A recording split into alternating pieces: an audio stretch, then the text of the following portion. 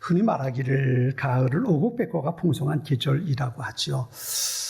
우리 뭐 농사를 짓지 않으니까 잘 모르겠지만 보기 좋은 것은 참 그런 것 같아요. 그죠? 나무들이 여의도만 해도 은행나무가 노란색으로 이 떼떼옷을 입고, 물론 금방 떨어지긴 하니까 좀 아쉬워요. 좀 오랫동안 좀 나무에 붙어 있으면 보기 좋을 텐데 땅에 금방 떨어져 가지고 사람들이 밟고 다니니까 그게 좀 안타깝긴 해요. 온 세상에 많은 것들이 아름다운 모습으로 변해가는 그런 계절입니다. 이제 2달 남은 한 해 끝을 바라보면서 잠시 발걸음을 멈추고 지난 10달 동안 나는 어떻게 살아왔을까? 한번 돌이켜볼 수 있는 기회가 있었으면 좋겠습니다. 지난 주일 제가 설교하면서 그런 말씀을 드렸어요. 잠시 멈춰서서 내가 어떻게 살아왔는지, 내가 어떻게 오늘 여기 있게 되었는지 한번 생각해 보자. 그런 말씀을 드렸는데요. 가만히 지난 10달 동안을 돌이켜보면 아마 그런 마음 드는 사람도 있을 겁니다. 잘 살았다. 잘 살았다. 혹은 잘 견뎠다. 잘 견뎠다라고 생각하는 사람은 참 힘들게 하루하루, 한 달, 10달 동안을 지내왔다는 그런 얘기가 되겠죠. 아마 그런 분은 한숨을 푹 쉴 것 같아요. 한숨을 내쉬면서 힘들었는데 오늘까지 잘 견뎠다. 잘 견뎠다. 그런 분들보다는 잘 살았다. 이제 그런 분들이 더 많았으면 좋겠어요. 물론 우리가 사는 세상이 그리 녹록한 것만은 아니죠. 힘들고 어려운 일들이 얼마나 우리의 삶 속에 많습니까? 속 끓이는 일들, 왜 이런 일이 내게 있을까? 그런 답답한 마음을 가지고 사는 분들이 없지 않아 많은 분들이 있으리라 생각이 됩니다. 어떤 사람은 건강이 무너져 내려서 병원에 늘 다니고 진료받으면서 이러고 살아야 될까 싶은 분도 없지 않아 있을 거고요. 그런가 하면 자기가 하는 일들, 계획했던 일들이 자꾸 늘어지고 또 뒤집어지고 하는 것을 보면서 이러고도 살아야 되나. 그런 마음 가지고 하루하루 한 달 지내오신 분들도 있을 거고요. 가정에서 사람들과 인간관계 속에서 힘든 날들을 견디다 오늘까지 10달 동안을 살아온 분들도 아마 있으리라 생각이 됩니다. 새해를 시작할 때는 그래도 많은 꿈을 가지고 시작하잖아요. 금년엔 이런 일도 해보고 금년엔 이렇게도 해보리라. 저도 이제 계획했던 것 가운데 하나, 참 아쉬웠던 것 하나가 운동을 좀 해봐야겠다 싶었는데 이제 와서 돌이켜보면 운동한 날이 그리 많지 않았던 것 같아요. 참 헛살았다. 10달 동안 가만히 생각해보면 10손가락도 꼽지 못할 만큼 그런 날들 보내왔던 것 같아요. 아무튼 계획했던 일들이 잘 안 되는 것들 돌이켜보면서 내가 정말 너무 힘들게 살았다. 그런 분들도 있지 않을까 싶습니다. 매일매일 견뎌야 할 그런 삶의 무게 때문에 주저앉고 싶은 것을 하루하루 견디면서 살아온 많은 분들이 또한 있죠. 그런데 그럼에도 불구하고 우리 믿음의 사람들은 오늘 이 자리에 예배 드릴 수 있다는 것, 그 속에서 우리가 한 가지 고백해야 할 것이 있습니다. 그게 뭐냐 하면 하나님께서 그래도 오늘까지 인도해 주셨다. 그렇죠? 하나님께서 그래도 오늘까지 견딜 수 있도록 인도해 주셨다. 그 마음 가지고 하나님의 은혜를 바라보는 것. 그래서 믿음의 사람들이 하는 감사는요, 상황이 좋아서 하는 감사가 아니라 그럼에도 불구하고 하나님께서 언제나 나를 위한 좋은 계획 가지고 계심을 믿고 하나님을 바라보고 드리는 감사입니다. 그게 우리 믿음의 사람이 가지고 있어야 할 감사의 모습입니다. 오늘 보면 2절에 이렇게 말씀합니다. 내 영혼아 여호와를 송축하며 그 모든 은택을 잊지 말지어다 그랬어요. 우리말 성경에 보니까 이렇게 번역했어요. 내 영혼아 여호와를 찬양하고 그분께서 베풀어 주신 모든 은혜를 잊지 말라. 그래서 잊지 말라. 생각하지 못하고 살았는데 돌이켜 볼 때에 그래 하나님께서 도와주셨으니까 여기까지 내가 올 수 있었지. 이것이 바로 하나님의 은혜를 기억하는 소중한 모습일 것 같습니다. 이 고백을 우리가 가질 수 있다면 하나님 앞에 드리는 우리의 감사는 결코 작은 것이 아닐 겁니다. 만일에 하나님의 은혜를 생각하지 못하고 지금 내 상황 속에 내가 붙잡혀 있다면, 매여 있다면 우리는 아마 감사하지 못하고 내일은 또 무슨 일이 있을까 염려하고 근심하며 하루를 또 지내야 되는 그런 일들이 벌어질 수 있을 겁니다. 오늘 본문을 쓴 이 다윗은 환경이 아니라 하나님께서 함께 하셨기에 오늘 내가 있음을 믿음으로 하나님 앞에 감사할 수 있었던 겁니다. 지난번에 전라도 광양에서 이 시내가 아니고 바깥쪽에 농사 짓는 시골 마을에서 목회를 하는 그 목사님이 이 글을 쓴 것을 제가 한번 봤어요. 저도 잘 아는 목사님이라 그분이 이제 글을 썼는데 그 글을 보내준 내용을 제가 본 적이 봤습니다. 근데 이분이 목회하면서 자기 교회에 90이 넘은 할머니 권사님이 한 분 계신데 몸이 많이 불편해가지고 아마 그랬는가 봐요. 그 권사님께서 목사님을 총해서 목사님 이젠 내가 교회 가기에는 힘들 것 같고 목사님 마음을 신방해 주시면 고맙겠습니다. 그래가지고 목사님께서 교회 식구 몇 분하고 같이 이거 권사님을 신방 가셨는가 봐요. 신방 가서 예배를 드리는데 예배 끝나고 났는데 권사님이 뭔가 뒤적뒤적 하더니 노트를 3권을 꺼내놓더래요. 두툼한 노트 3권을 꺼내서 목사님에 보여주더라는 거예요. 권사님 이게 뭐예요? 그때 권사님이 그런 얘기를 합니다. 목사님 한번 보세요. 보니까 거기 매일매일 일기 쓰듯이 그렇게 매일매일 날짜마다 뭔가 글이 적혀 있는 거예요. 권사님 이게 뭐예요? 그랬더니 권사님 하는 말이 목사님 그게 제가 지금까지 살면서 믿음의 삶을 살면서 제가 적어놓은 감사 노트입니다. 그러더래요. 감사 공책. 일기를 쓰듯이 매일매일 감상을 거기 적었대요. 목사님이 보니까 이런 내용이더래요. 오늘도 밥을 먹을 수 있어서 감사합니다. 오늘도 교회 종소리 들을 수 있어서 감사합니다. 오늘도 아침에 눈을 떠서 세상 볼 수 있게 하시니 감사합니다.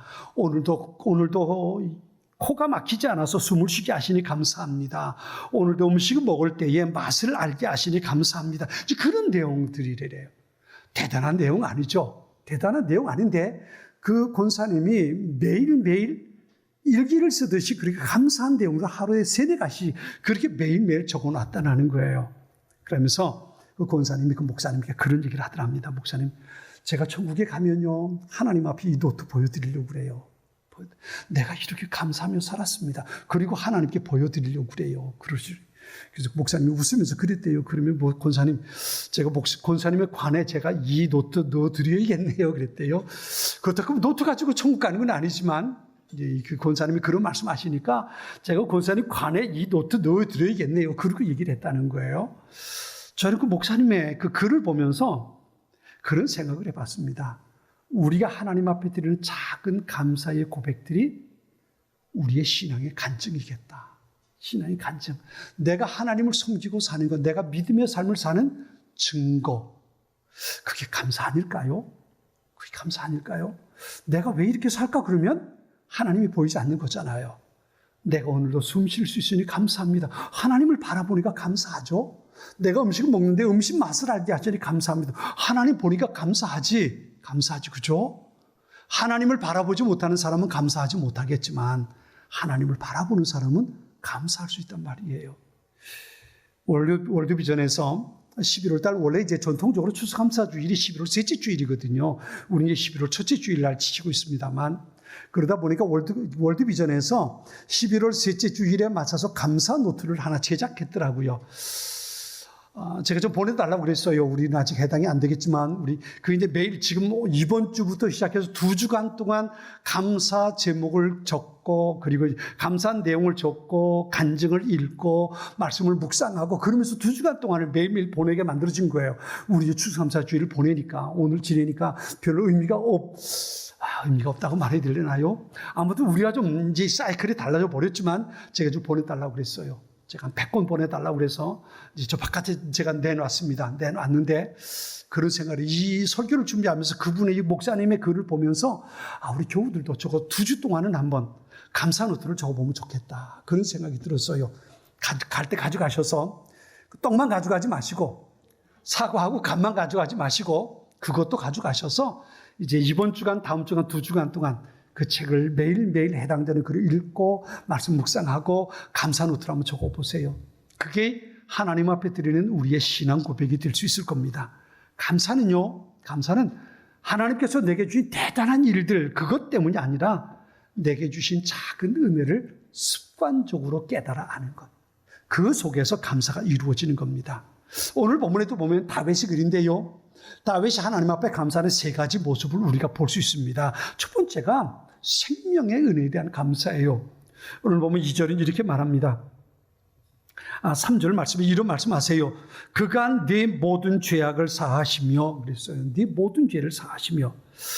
어떻게 보면 이것이 우리 사람이 가지고 있는 감사 가운데 하나님께서 주신 은혜 가운데 가장 큰 은혜고 가장 큰 복이고 원초적인 복이라고 말할 수 있습니다. 우리가 숨 쉬면서 예배드릴 수 있는 이유, 그건 다 예수님께서 이 땅에 오셔서 우리의 죄를 위해 십자가 못 박혀 죽으시고 내가 내 죄를 내가 다 깨끗하게 했다. 이제 너는 지옥 가지 마라. 그리고 주신 은혜가 가장 큰 은혜 아니겠습니까? 우리의 모든 죄를 사하셔서 지옥이 아닌 천국의 삶을 살게 하신 것, 이것보다 더 큰 은혜가 어디 있겠습니까? 지난번에 어떤 신문에서 글을 하나 봤는데요. 미국 교도소에서 되어진 일이라고 그래요. 교도소에 늘 이게 이제 죄를 짓고 감옥에 들어갔다가 또 풀려나오면 또 죄를 짓고 또 감옥에 들어가, 이게 끊임없이 반복하던 어떤 분이 감옥에 있는 동안에 어떤 분이 자기 그 사람을 전도해가지고 그 사람이 예수님을 믿게 됐대요. 예수님을 만나고 나를 향한 예수님의 사랑이 얼마나 큰지를 알게 되고 그리고 믿음을 가지고 감옥에서 살게 되었다는 거예요. 이전에는요, 감옥을 그렇게 자주 들락날락 가니까 감옥에서도 교도관들을 다 알고 이제 자기처럼 그렇게 터줏대감 노릇했다는 거죠. 뭐 맛있는 거 나오면 그 뺏어 먹기 일쑤였고 다른 사람을 괴롭히고 그리고 감옥에 사는 그런 사람이었는데, 전도받아서 예수를 믿고 난 다음부터 그의 삶이 변했는데요. 자기에게 있는 맛있는 음식을 다른 사람에게 나눠주기도 하고요. 추울 때가 되면 자기 옷 벗어서 다른 사람에게 입혀주기도 하고요. 이 삶의 모습이 변했다는 거예요. 그 표정도 변하고 삶의 태도가 많이 달라졌더라는 거지요. 그래서 물어봤대요. 어떻게 이렇게 많이 달라졌습니까? 그랬더니 그 죄수가 그런 얘기를 하더라는 거예요. 나는 지금 죄를 지어서 감옥에 갇혀서 모든 자유를 잃어버렸지만 나는 예수님 믿어서 내 모든 죄를 사함받고 나는 천국 가는 사람 됐습니다. 내 몸은 여기 갇혀 있지만 내 영은 영원토록 천국에 살 겁니다. 여기서 사는 동안이 귀하겠습니까? 천국에서 영원히 사는 게 좋겠습니까? 저는 여기서 몇 년 살겠지만 천국에서는 영원히 살 겁니다. 제가 왜 기뻐하지 않겠습니까? 그리고 얘기를 하더라는 거예요. 사실 그렇지요. 내가 이 땅에 사는 동안 아무리 맛있는 음식을 먹고 좋은 집에 살고 좋은 옷 입고 폼재며 살아도 말이죠. 그렇게 살지라도 이 땅에 사는 동안 많이 살아야 100년 아닙니까? 근데 그거 끝나고 나서 그 사람이 가지고 있는 죄 때문에 지옥 간다면 과연 이 세상에 사는 것이 행복할까요? 그런데 이 세상에 사는 동안 좀 누추해도 부족해도 내가 영원한 시간을 천국에 살 수 있다면 그것보다 더 감사한 게 있을까요? 이 사람은 교도소에서 그걸 깨달은 겁니다. 그래서 비록 몸은 여기 감옥에 갇혀 있지만 내 몸은 자유를 잃어버렸지만 내 영혼은 충분한 자유를 누리고 있습니다. 그러면서 감사하더라는 거예요. 그래요. 감사는 환경의 변화, 그 환경의 변화 때문에 일어나는 것이 아닙니다.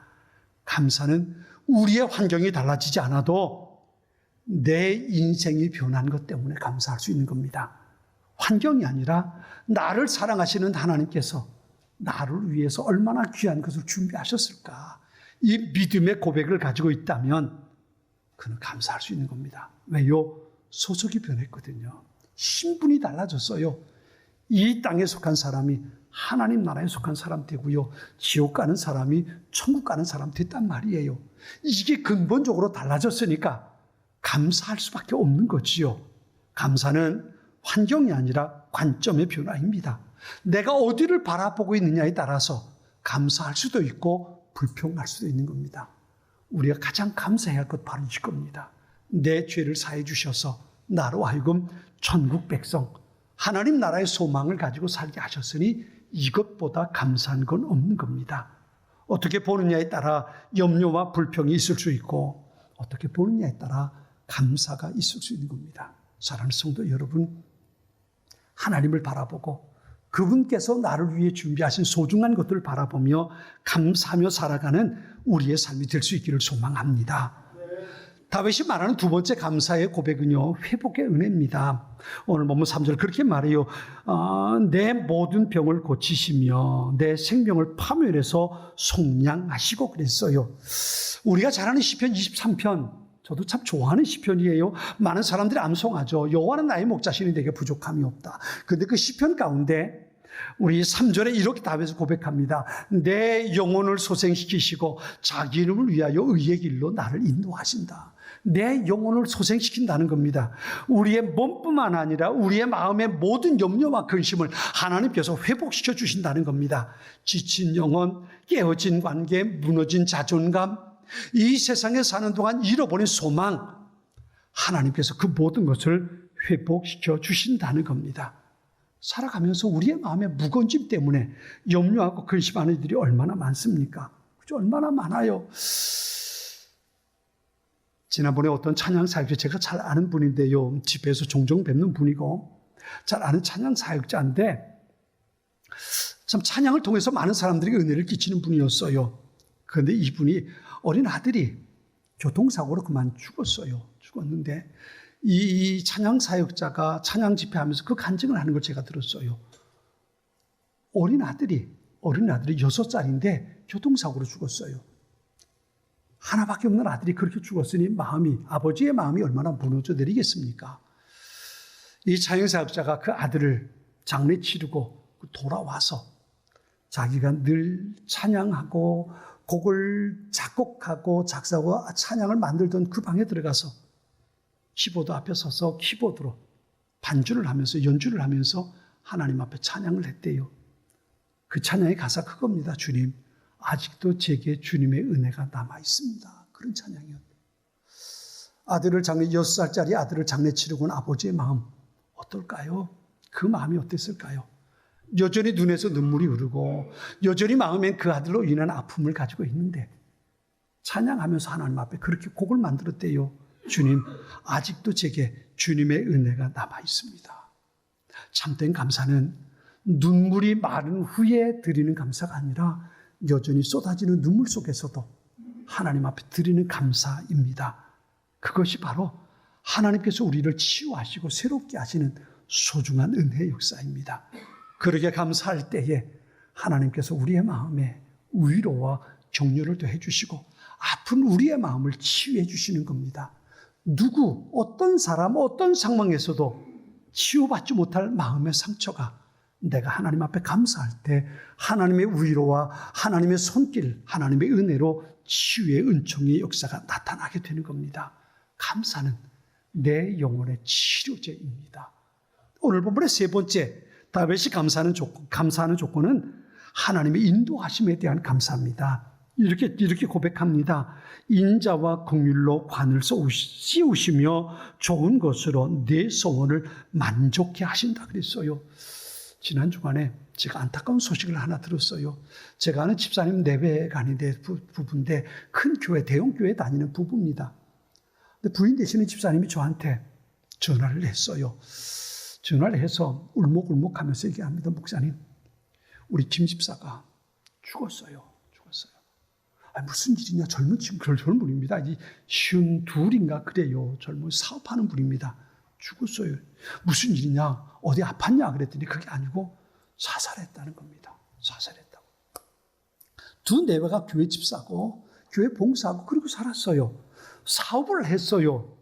근데 사업을 하다가 이제 마지막에 알게 된 사실인데 사업을 하면서 너무 힘드니까 사업이 잘 안 되니까 이쪽에서 빚을 끌어서 사업을 하고 이쪽에 또 빚을 끌어서 사업하고 안 되니까 빚 얻어서 빚 갚고 그러면서 살다가 이제 더 이상 빚을 얻을 방법이 없다고 막다른 골목에 다다랐다고 생각하니까 일주일 동안 산속에서 혼자 생활하다가 자살해 버리고 말았다는 거예요. 그 얘기를 들으면서 얼마나 마음이 아픈지 그러면서 그런 생각이 들어서 행여나 우리 교우들 가운데 그런 분이 없을까 싶은 마음이 드는 거예요. 대형 교회입니다. 한 4,000명, 5,000명 되는 교회입니다. 그런데 그 교회 안에서 그분의 상황을 아는 분이 아무도 없었대요. 누구에게도 자기 힘들고 어려운 걸 드러내고 이야기할 기회가 없었다는 거예요. 그러면서 그냥 모든 사람 다 잘 되는 줄 알고 사업하니까 늘 교회 와서 늘 웃고 지내니까 잘 지내는 줄 알고 잘 하는 줄 알고 괜찮은 줄 알고 같이 그러고 교회 생활하는 거예요. 근데 이번에 교회에 와서 그렇게 웃으면서도 속은 얼마나 무거웠겠습니까? 그러다가 막다른 골목이라고 생각하니까 그러면 모든 것을 던져버리고 만 겁니다. 아내에게조차도 사업이 얼마나 힘든지 그걸 얘기 안 했다는 거예요.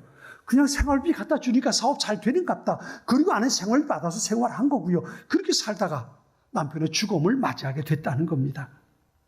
오늘 보면 4절 그렇게 말씀하십니다. 내 생명을 파멸해서 속량하시고 인자와 긍휼로 관을 씌우신다 그랬어요. 시편 40편 2절에서 다윗은 이렇게 고백합니다. 그분이 무서운 구덩이에서 진흙탕 속에서 나를 끌어내셔서 내 발을 바위 위에 두어 내가 안전하게 걷도록 하셨습니다. 길이 막힌 줄 알았지만 하나님께서 열어놓는 길이 있는 것을 발견하게 되었다는 겁니다. 닫힌 문 때문에 절망하며 주저앉을 뻔했는데 하나님께서 또 다른 열어놓으신 문을 발견하게 해주셨다는 겁니다. 모든 사람이 나를 외면하고 버림받았지만 하나님께서 나를 그 크신 발로 안아주셨다는 겁니다. 그래서 다윗은 이렇게 고백합니다. 좋은 것으로 내 소원을 만족하게 하사 내 청춘을 새롭게 하시는도다 그랬어요. 청춘을 새롭게 한다는 것은 육신의 건강뿐만 아니고요. 내 삶 속에 새로운 꿈을 가지고 살 수 있게 도우신다는 겁니다. 내가 뭘 할 수 있을까? 이게 이제 모든 게 끝났어. 이런 것이 아니라 하나님께서 내게 새로운 꿈을 갖게 하시고 새로운 삶을 살아갈 수 있도록 인도해 주신다는 겁니다. 이분이 바로 우리 하나님이라는 겁니다. 시편 107편 9절은 이렇게 말씀하십니다. 그분이 목마른 영혼에게 넉넉하게 물을 주시고 굶주린 영혼들에게 좋은 것으로 채워주신다. 마태복음 7장 11절이요. 너희가 악할지라도 자녀에게 좋은 것으로 줄 줄 아는데 하물며 하늘에 계신 너희 아버지께서 구하는 사람에게 좋은 것을 주시지 않겠느냐. 로마서 8장 32절이요. 자기 아들을 아끼지 않으시고 우리 모두를 위해 내어주신 분께서 어떻게 아들과 함께 모든 것을 우리에게 은혜로 주지 않으시겠냐 그랬습니다. 사랑하는 여의도 제1의 가족 여러분, 우리의 눈에 보이지 않던 하나님의 은혜, 내가 감사하면 그게 보이는 겁니다. 내가 닫힌 문 같아서 내가 나갈 길이 없다고 생각했는데 닫힌 문을 보고 감사하면 하나님께서 열어놓으신 길, 그 문을 발견하게 되는 겁니다.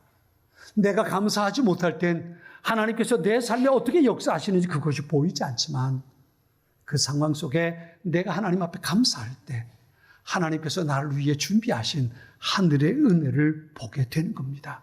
그래서 감사는 우리의 시력을 고쳐주시는 하나님의 양약입니다. 내 눈의 시력을 고쳐주는 겁니다. 내 영혼의 눈의 시력을 고쳐주는 겁니다. 감사할 때 하나님께서 나를 위해 준비하신 은혜를 발견할 수 있습니다. 그러나 감사하지 못하고 내 상황만 바라보고 있다면 우리는 나를 위해 준비하신 하나님의 은혜를 발견하지 못하는 겁니다. 사랑하는 성도 여러분, 감사는 믿음의 표현입니다. 불평은 현실을 더 어둡게 만들지만 감사는 절망 속에서도 새로운 길을 보게 합니다. 지난 주일 염려를 기도로 하나님께 내려놓고 감사로 바꾸라고 말씀을 드렸어요. 한 주간 동안 어떻게 사셨습니까? 내 마음속에 있는 무거운 짐, 염려와 근심거리 하나님 앞에 기도로 맡겨놓고 그 염려할 내용을 오히려 하나님 앞에 감사로 바꾸어 고백하는 것. 그때에 하나님께서 우리의 삶을 위해 준비하신 길을 발견할 수 있게 되는 겁니다. 우리가 다시 감사하기 시작할 때 하나님께서 우리에게 또 다른 은혜를 부어주시기 시작하십니다. 감사하기 전에 보지 못했던 하나님의 은혜, 내가 감사할 때 그것을 발견할 수 있습니다. 그러나 우리가 감사하지 못한다면 그 하나님의 은혜는 여전히 어둠 속에 묻혀 있는 겁니다. 그리고 닫혀버린 문 때문에 절망하며 삶을 불행하게 살아갈 수밖에 없습니다. 사랑하는 여러분, 나를 위해 준비하신 하나님의 은혜가 있음을 믿음으로 고백하며 하나님 앞에 내 모든 상황에 감사할 수 있기 바랍니다.